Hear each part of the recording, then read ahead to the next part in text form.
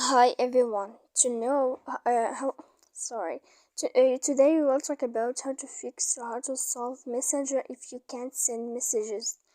To know how to fix or how to solve Messenger if you can't send messages, you should just go to settings like this. You will click. After that, in this page, you will go to apps, default apps, app settings. When you will see this list, you will go down to find the application of Messenger and you will enter. When you will see this page, you will go to click for stop.